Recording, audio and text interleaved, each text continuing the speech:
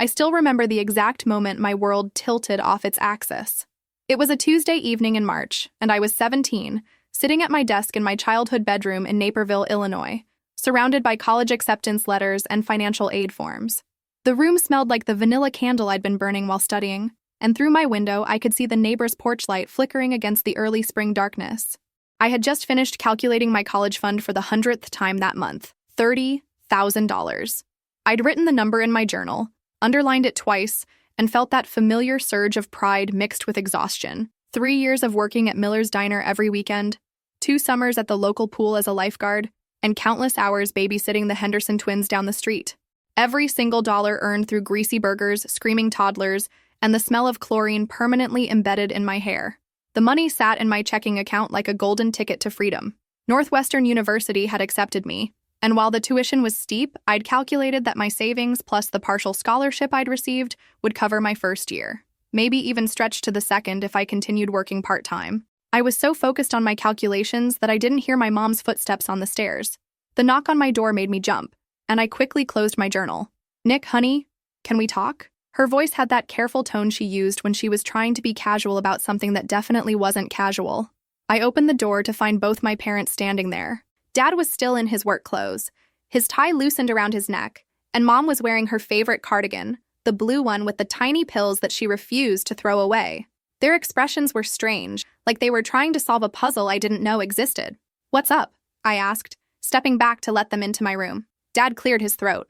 "We need to discuss something important with you." He glanced at Mom, who nodded encouragingly. "It's about your college fund." My stomach dropped. How did they know about my savings? I'd been so careful, never mentioning the exact amount, always deflecting when they asked about my work earnings. "I don't understand," I said, though I was beginning to understand too well. Mom sat on the edge of my bed, patting the space beside her. "Honey, we know you've been working hard and saving money. We're proud of you for that. But we had to check your account balance for the financial aid forms, and we saw..." She paused, looking at Dad for support. $30,000, Dad finished. "Nick, that's a substantial amount of money for someone your age." The way he said it made my skin crawl, like I'd done something wrong, like I was a child who'd been caught playing with matches. "I worked for every penny of that money," I said, my voice coming out smaller than I intended. 3 years of saving. I've been planning for college since I was 14. "We know, sweetheart," Mom said, reaching for my hand. "And we're proud of your work ethic. But you have to understand you're still a minor. You live in our house, eat our food, use our electricity. Technically, any money you earn technically belongs to us," Dad finished. "We're not saying we're going to take it all, but we need to be involved in how it's spent. This is a family decision." I stared at them, feeling like I was drowning in my own bedroom. The vanilla candle flickered, casting weird shadows on the walls, and I could hear the Henderson twins screaming next door. Everything felt surreal, like I was watching this conversation happen to someone else. "But it's my money," I whispered. "I earned it." "You earned it while living under our roof," Dad said, his voice getting that edge it got when he was done with a conversation. "We provide for you, Nick. We've provided for you your entire life. This money isn't just yours." I looked at Mom, hoping she'd disagree, that she'd remember all those early morning shifts I'd worked, all the times I'd come home exhausted and smelling like fryer oil, but she just nodded sadly. "We're not the bad guys here, Nick," she said softly. "We just want what's best for you, and that includes making sure you make smart decisions with your money." Smart decisions. As if I hadn't been making smart decisions all along. As if saving every penny for 3 years wasn't the smartest decision I'd ever made. "So what happens now?" I asked. "Now we sit down as a family and decide together how to use this money for your education," Dad said. "We'll look at all your options, maybe consider a less expensive school or a community college for the first 2 years. Less expensive. Community college. The words hit me like physical blows. I'd worked so hard to get into Northwestern, to have options, to have the freedom to choose my own path, and now they were talking about taking that away. "I don't want to go to community college," I said, my voice finally finding some strength. "I want to go to Northwestern. I got in. I earned the right to go there." "You earned the right to apply there," Dad corrected. "But going there is a family decision, a financial decision that affects all of us." That night after they left my room, I sat on my bed staring at my acceptance letter from Northwestern. The letterhead looked different now, less like a dream and more like a taunt. I pulled out my phone and checked my bank account one more time, as if the numbers might have changed. But there it was, $30,000. My money, my future. Except now it wasn't just mine anymore. I thought about all those Saturday mornings when I'd dragged myself out of bed at 5 a.m. to open the diner, how I'd watched my friends go to parties while I counted tips and cleaned tables. I thought about Jessica Martinez, who'd gotten into Stanford with no savings at all, but whose parents had a college fund waiting for her. I thought about how unfair it was that the money I'd earned through my own sweat and sacrifice was suddenly a family decision. But most of all, I thought about what this meant for my future. If my parents could claim my savings, what else could they claim? My job, my car, my entire life. As I lay in bed that night, listening to the familiar sounds of my childhood home, I realized that everything I thought I knew about my relationship with my parents had just changed, and I had no idea what I was going to do about it. The vanilla candle had burned down to nothing, leaving only the scent of wax and the lingering smell of a dream that was slowly disappearing. The family meeting was scheduled for Sunday afternoon. Mom had written it on the kitchen calendar in her neat handwriting, family discussion, 2 p.m., like it was a dentist appointment instead of a trial for my future. I spent the entire weekend in a fog, going through the motions of my normal routine but feeling like I was walking underwater. At work on Saturday, I burned 3 orders of hash browns and spilled coffee on Mrs. Patterson's white blouse. Even Mr. Miller, who rarely noticed anything beyond the cash register, asked if I was feeling okay. Just tired, I told him, which wasn't entirely a lie. I'd barely slept since Tuesday night. I kept thinking about calling my older brother Jake, who was finishing his senior year at Illinois State. But what would I say? Hey, remember how you thought Mom and Dad were reasonable people? Well, turns out they think they own my money. Jake had always been the golden child, the one who never rocked the boat. He'd probably tell me to just go along with whatever they decided. Sunday morning dragged by. I sat through church service hearing nothing Pastor Williams said about forgiveness and family, then came home to the smell of Mom's pot roast, which she only made for special occasions. The irony wasn't lost on me that she was treating the dismantling of my dreams like a celebration. At exactly 2 p.m., we gathered in the living room. Dad had set up a makeshift office on the coffee table with folders, calculators, and college brochures spread out like he was conducting a business meeting. Mom sat on the couch with her hands folded, wearing her serious discussion expression. I chose the armchair across from them, wanting to maintain some distance. All right, Nick, Dad began, adjusting his reading glasses. We've spent the weekend looking at your options, and we want to present what we think is the best plan moving forward. I nodded, not trusting my voice yet. First, let's talk about Northwestern, he continued, picking up a folder. Even with your partial scholarship, you're looking at about $45,000 for your first year. That's more than I made in my first job out of college. But I have the money, I said quietly. You have $30,000, Mom corrected. That's not enough for even 1 year, and then what? You'll be forced to take out massive loans and you'll graduate with debt that will follow you for decades. I plan to work during college, I said, and I could apply for more scholarships. Dad shook his head. Nick, be realistic. You can't work enough hours to make up the difference while maintaining good grades. We've done the math. He slid a piece of paper across the table. I looked at it reluctantly.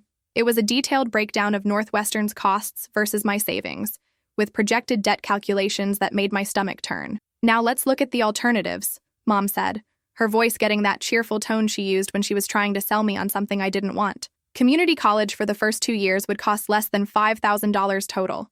You could live at home, save money, and then transfer to a state school for your bachelor's degree. I don't want to live at home during college, I said, finally finding my voice. I want the full college experience. I want to be independent. Independent? Dad's eyebrows shot up. Nick, you're 17 years old. You don't know what independence means yet. I know it means making my own decisions with my own money. I shot back, feeling my anger finally bubble to the surface. The room went quiet. Mom and Dad exchanged one of those looks that parents think kids don't notice, the kind where they're having an entire conversation with their eyes. Your money, Dad repeated slowly. Let's talk about that. He leaned forward, his elbows on his knees. Since you turned 14 and got your first job, how much do you think we've spent on you? Your car insurance, your cell phone, your clothes, your food, the dentist appointments, the doctor visits, the gas money for all those times I drove you to work when it was raining? I opened my mouth to respond, but he held up his hand. I'm not finished. What about the roof over your head? The electricity that powers your room? The heat that keeps you warm? The internet you use for homework? Do you think all of that is free? I never asked for any of that, I said, though I knew how weak it sounded. No, you didn't ask for it, Mom said softly, because you're our daughter and we love you. But love doesn't make things free, Nick. We've invested hundreds of thousands of dollars in raising you, and we've never asked for anything in return. Until now, I said. Dad's face hardened. We're not asking for anything now. We're trying to help you make a smart decision about your future. But if you want to be independent, if you want to claim that money is entirely yours, then maybe you should start paying rent. Maybe you should start buying your own food, paying for your own insurance, your own phone bill. The threat hung in the air like smoke from a fire. I looked at my parents, really looked at them, and realized I was seeing them clearly for the first time. They weren't the supportive, understanding people I'd thought they were. They were scared. Scared of losing control. Scared of me growing up. Scared of not being needed anymore. So what you're saying, I said slowly, is that I can either give up my dreams and do what you want, or you'll kick me out. We're not kicking you out, Mom said quickly. We're just saying that if you want to be treated like an adult, you need to act like one. And part of being an adult is making compromises. What kind of compromises? I asked, though I was pretty sure I didn't want to know the answer. Dad pulled out another folder. We've talked to Harold Wilson at First National Bank. He's willing to set up a joint account for your college fund, with all three of our names on it. That way, any major expenses have to be approved by all of us. A joint account, I repeated. So you could stop me from using my own money whenever you want. We would never do that, Mom said. We just want to make sure you're making good decisions. And who decides what's a good decision? I asked. You? We're your parents, Dad said, his voice getting that final tone again. Yes, we decide. Until you're 18 and financially independent, we decide. I looked around the living room, at the family photos on the mantle, at the couch where I'd done homework for years, at the coffee table where I'd eaten countless dinners while watching TV. This was supposed to be my safe space, my home, but suddenly it felt like a prison. What if I say no? I asked. Then you'll be making a very foolish decision, Dad said, and you'll have to live with the consequences. Which are, no more money for gas, no more money for anything really. You want to be independent? You can start right now. The silence that followed was deafening. I could hear the grandfather clock in the hallway ticking, the neighbor's dog barking, the sound of my own heart beating way too fast. I need time to think, I said finally. You have until tomorrow night, Dad said. Then we're setting up the joint account, with or without your agreement. I stood up, my legs shaky. So basically, I have no choice. You have a choice, Mom said.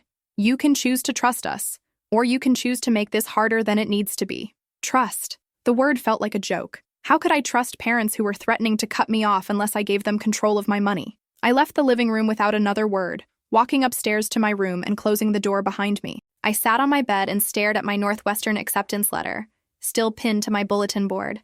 In less than 5 months, I was supposed to be starting my freshman year, living in a dorm, making new friends, beginning my real life. But now I wasn't sure any of that was going to happen. And for the first time since I'd started saving money, I wondered if all my hard work had been pointless.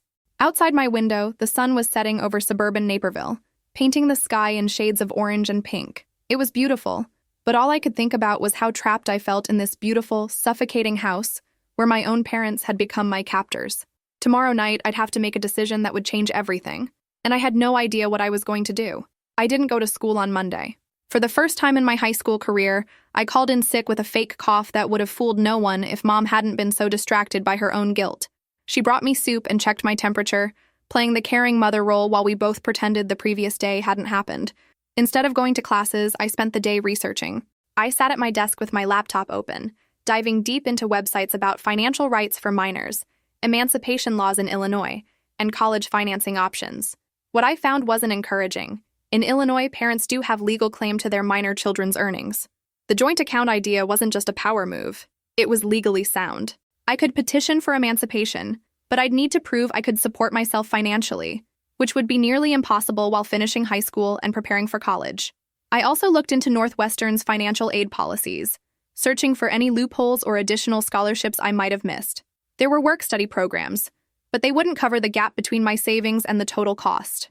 I even researched other colleges, wondering if I could find a comparable school that would be cheaper. But every search led me back to the same conclusion. Without my parents' cooperation, my options were extremely limited. Around noon, I got a text from my best friend Sarah. "Where are you? Mr. Peterson is asking about you in AP History." I stared at the message for a long time before responding. "Sick. Can you get my assignments?" "Sure. Everything okay? You seemed weird at lunch on Friday." I wanted to tell her everything. Sarah had been my best friend since middle school, and she'd always been a good listener. But her parents had been saving for her college since she was born. She was headed to University of Chicago in the fall with no financial stress at all. How could I explain that my parents were essentially stealing my future? Just stressed about college stuff. I texted back. Want to talk about it? Maybe later. But I knew I wouldn't. This felt too shameful, too personal, like admitting that my family was broken in a way that couldn't be fixed. Around 3 p.m., my phone rang.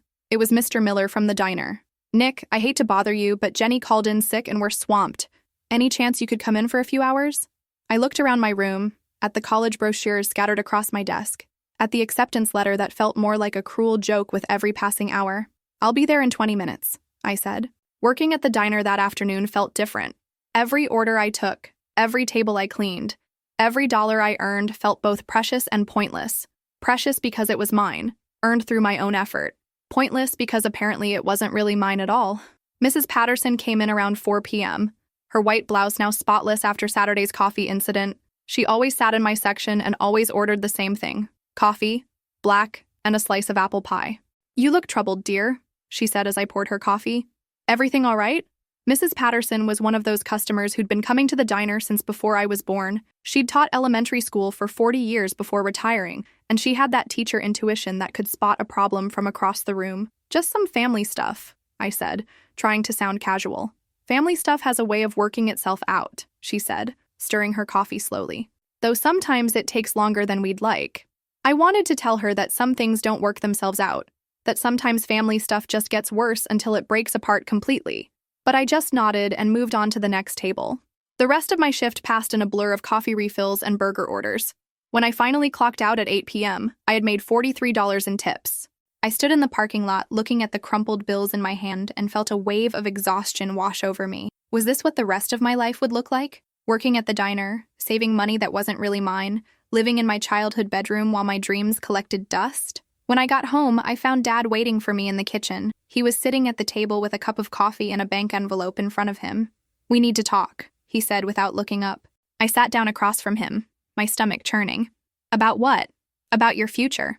He finally looked at me, and I was surprised to see something that might have been regret in his eyes.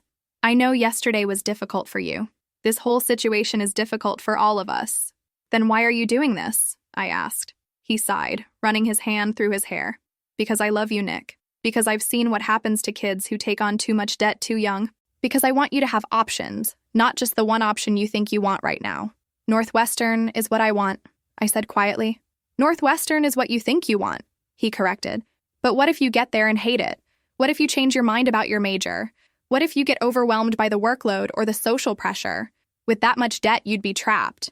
And this way, I'm not trapped."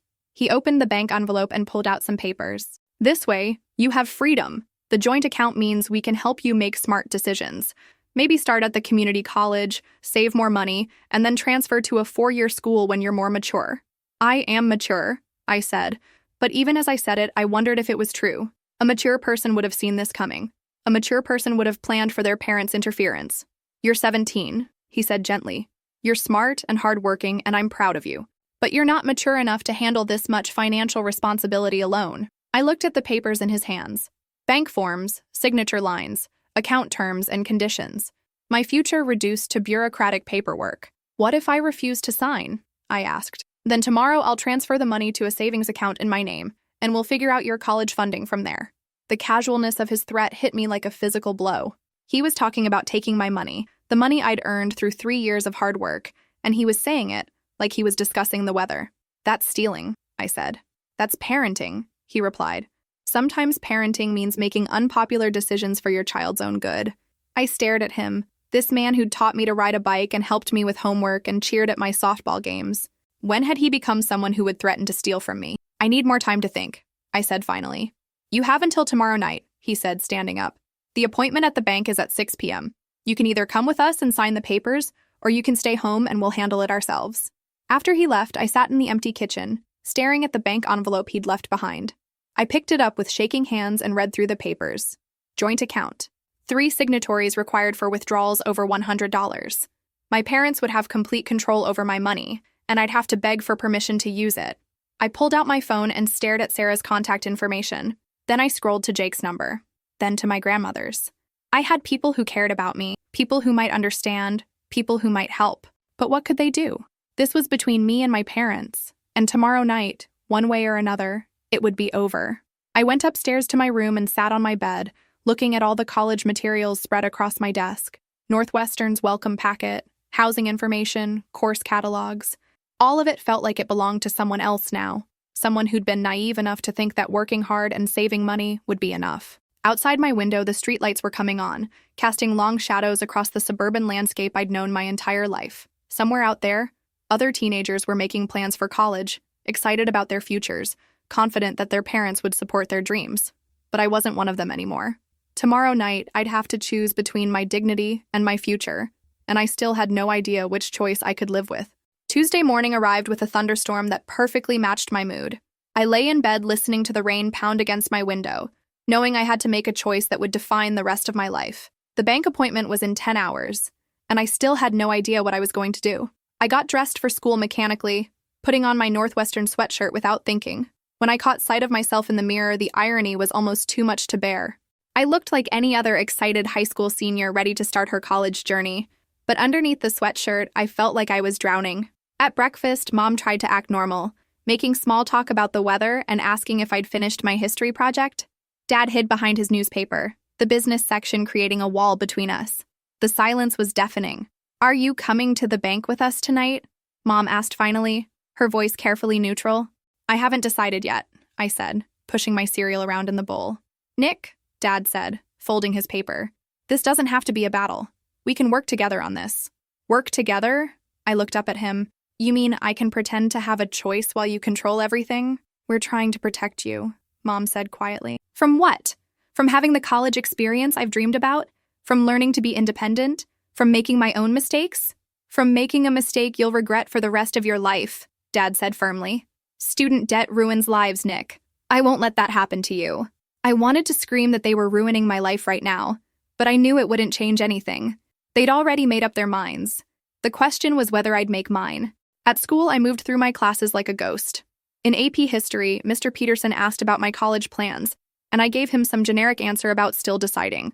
During lunch, Sarah tried to get me to talk about what was bothering me, but I kept deflecting. "You know you can tell me anything, right?" she said as we sat in the cafeteria picking at our food. "I know," I said. "It's just complicated." "Is it about money? Because I know Northwestern is expensive, but you've been saving forever." I almost laughed. If only it were that simple. Something like that. "My dad says there are tons of scholarships out there that people don't even know about. Maybe he could help you look." The offer was so genuine, so innocent that I felt tears prick my eyes. "Thanks, but I think I've got it figured out."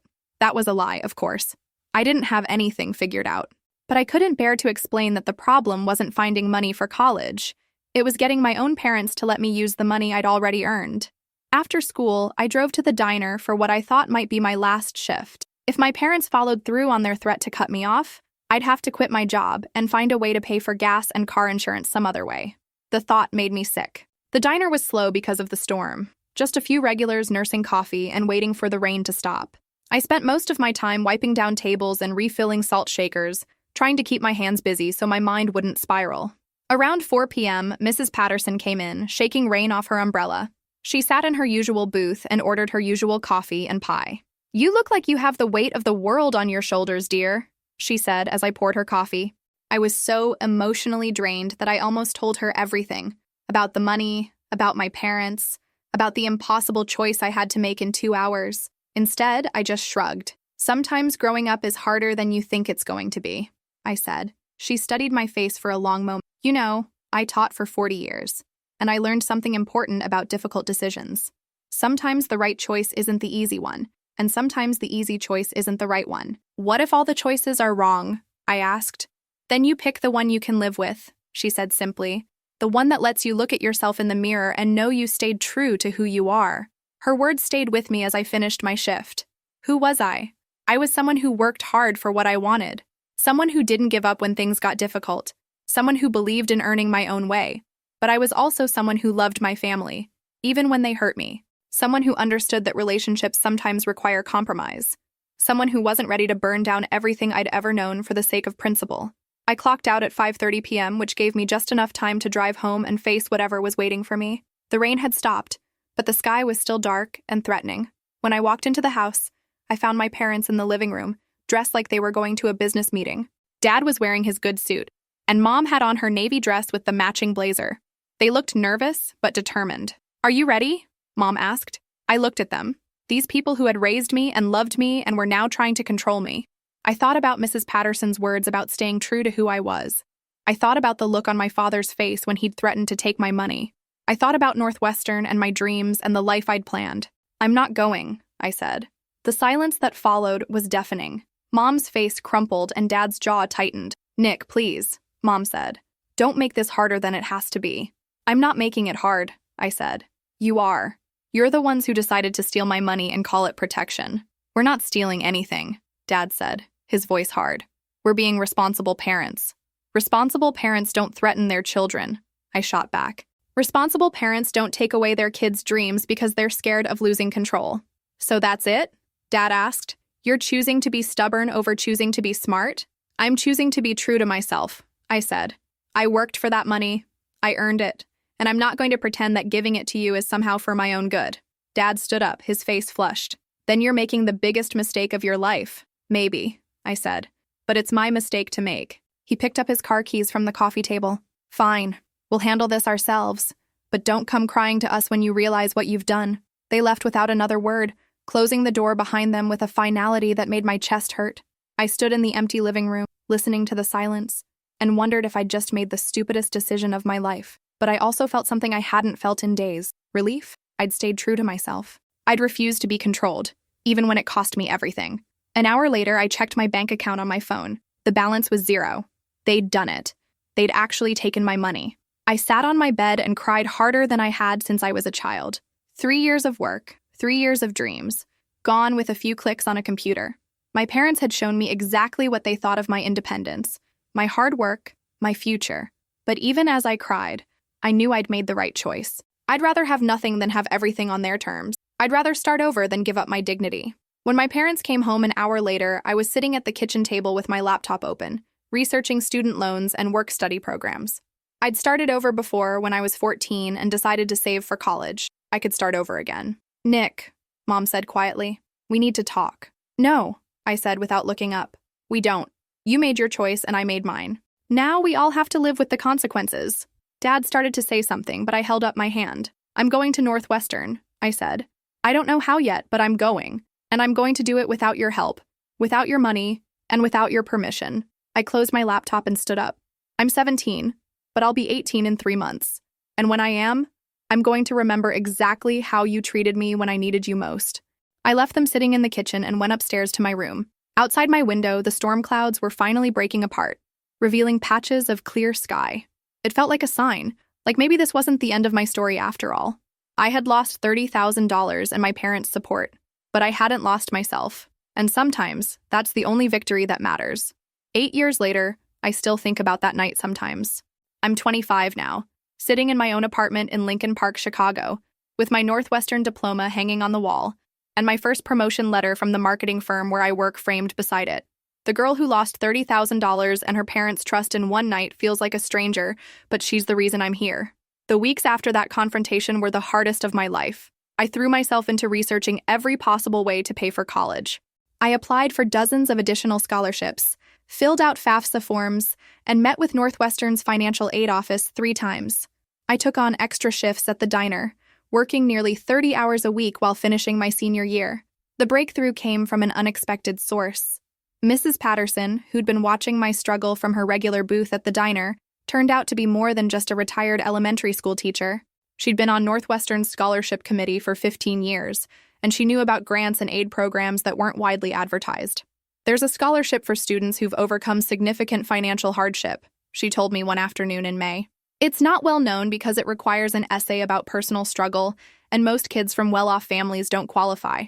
I wrote that essay in one sitting, pouring out everything about working 3 jobs, saving every penny, and having my own parents take my dreams away. It was raw and honest and painful to write, but it was my truth. The scholarship was for $15,000. Combined with my original partial scholarship, federal aid, and a work-study program, it was enough to cover my first year. I'd still need loans for the remaining 3 years, but it was manageable. The day I got the acceptance letter for the additional scholarship, I called Northwestern and confirmed my enrollment. I was going to college. I was getting out. My parents barely spoke to me during my last months at home. Dad would grunt good morning when we passed in the kitchen. Mom would leave my laundry folded outside my bedroom door instead of bringing it in. The house felt like a museum of our former relationship. I didn't tell them about the scholarship or my plans until 2 weeks before I was supposed to leave for Northwestern. I found them both in the living room watching TV and announced that I'd be moving to campus at the end of August. How? Dad asked, not looking away from the screen. Scholarships and loans, I said. The way most people pay for college. You're making a mistake, he said quietly. Maybe, I said. But it's my mistake to make. Mom started crying then quietly, and I felt my resolve waver for a moment. But I'd learned that loving someone doesn't mean letting them control you. Moving to Northwestern felt like stepping into a new life. My dorm room was tiny and the walls were cinder block, but it was mine. I worked 20 hours a week in the admissions office, studied constantly, and lived on ramen noodles and dining hall coffee. It was exhausting and stressful and absolutely perfect. I called home once a week, brief conversations where we discussed the weather and my grades, but never the elephant in the room. During my first Christmas break, I came home for 5 days and slept in my childhood bedroom, but everything felt different. We were all trying to pretend that nothing had changed, but we all knew it had. The real conversation didn't happen until my junior year. I was home for Thanksgiving, and Mom found me in the kitchen making coffee early in the morning. I miss you, she said simply. I miss you too, I said, and I meant it. I know you think we were wrong, she continued. About the money, about college. Maybe we were, but we were scared, Nick. Scared of you making mistakes we couldn't fix. I did make mistakes, I said. I failed my first calculus test. I got my heart broken by a guy who turned out to be dating 3 other girls. I ate nothing but pizza for a month and gained 15 pounds. But I survived all of it. We should have trusted you, she said. Yeah, I said. You should have. It wasn't a complete reconciliation, but it was a start. Over the next few years, we slowly rebuilt our relationship. They came to my graduation, and Dad actually cried when I walked across the stage. Mom helped me move into my first apartment after college. We learned to love each other as adults, with boundaries and respect. I never got that $30,000 back, and we never really talked about it again. It's still there between us sometimes, a scar from when trust was broken. But I've learned that families can survive broken trust if everyone is willing to work on healing. The irony is that my parents were partially right about the debt. I did graduate with loans, and I am paying them off slowly. But they were wrong about the important part. The debt didn't ruin my life. It motivated me. Every payment I make reminds me that I earned my education, that I fought for my dreams, and won. I think about that 17-year-old girl sometimes, sitting in her childhood bedroom with college brochures spread across her desk, believing that hard work would be enough. She was naive about a lot of things, but she was right about the most important thing. Her dreams were worth fighting for. Last month, I opened my own savings account specifically for my future children's college education. I've already put in $500, and I add a little more each month. When my kids are ready for college, they'll have options. Real options with no strings attached. But more importantly, they'll have parents who trust them to make their own choices, even when those choices are scary. Especially when those choices are scary. I still drive past the diner sometimes when I'm visiting my parents in Naperville. Mrs. Patterson is in her 80s now, but she still comes in for coffee and pie. Last time I saw her, she told me she was proud of how I'd turned out. You chose the hard path, she said, but you chose it with integrity. That matters more than money ever could. She was right. The money was never really about money. It was about respect, about trust, about the right to make my own mistakes and learn from them. It was about becoming the person I was meant to be, even when the people I loved most tried to stop me. Today, I look at my diploma and my apartment and my life, and I know that every struggle was worth it. I built this life myself, one difficult choice at a time. No one can take that away from me because no one gave it to me in the first place. I earned it. All of it. And that knowledge is worth more than $30,000 ever could have been. The girl who lost everything that night in her parents' living room didn't really lose anything at all. She gained something much more valuable. The unshakable knowledge that she could survive anything, overcome anything, achieve anything. And 8 years later, that knowledge still carries me forward every single day.